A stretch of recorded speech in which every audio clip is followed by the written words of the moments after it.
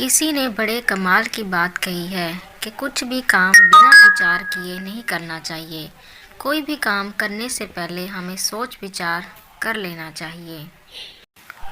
पुराने समय में नमक का एक व्यापारी था। उसके पास एक गधा था। रोज सुबह वह गधे पर नमक की बोरियां लादकर आसपास के गांव में बेचने के लिए जाता था। रास्ते में एक नदी भी थी और उस पर एक पुल बना हुआ था। व्यापारी उस पुल से गधे को लेकर व्यापार के लिए जाता था। एक दिन वह अपने गधे के साथ नमक लेकर जा रहा था। पुल पर पहुंचकर गधे का पैर फिसल गया और वह नदी में गिर गया। नदी में गिरते ही उसकी पीठ पर लदा हुआ नमक भी पानी में घुल गया। गधे की पीठ पर रखा वजन कम हो गया तो गधे को बहुत राहत मिल गई।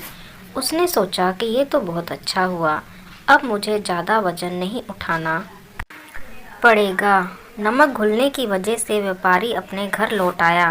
पूरे दिन गधे को आराम मिल गया। अगली सुबह व्यापारी ने रोज की तरह गधे की पीठ पर नमक की बोरियां लाद दी। रास्ते में जैसे ही पुल आया तो गधा जानबूझकर पानी में बैठ गया। उसकी पीठ पर रखा नमक पानी में घुल गया और उसका बोझ हल्का हो गया। व्यापारी को समझ आ गया कि गधा जानबूझकर पानी में बैठा है। उसे बहुत गुस्सा आया और उसने ठान लिया कि वह गधे को मज़ा चखाएगा। इसके बाद अगले दिन व्यापारी ने गधे की पीठ पर रुई के बोरे रख दिए और वह निकल पड़ा। रास्ते में जैसे ही नदी आई तो गधा बिना सोचे समझे फिर से नदी में बैठ गया।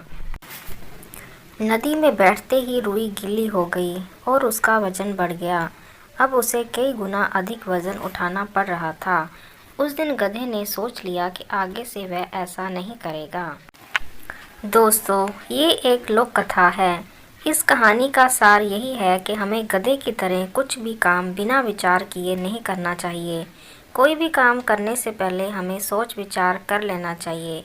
इस कथा की दूसरी सीख ये भी है कि किसी मूर्ख को सबक सिखाकर ही काबू किया जा सकता है।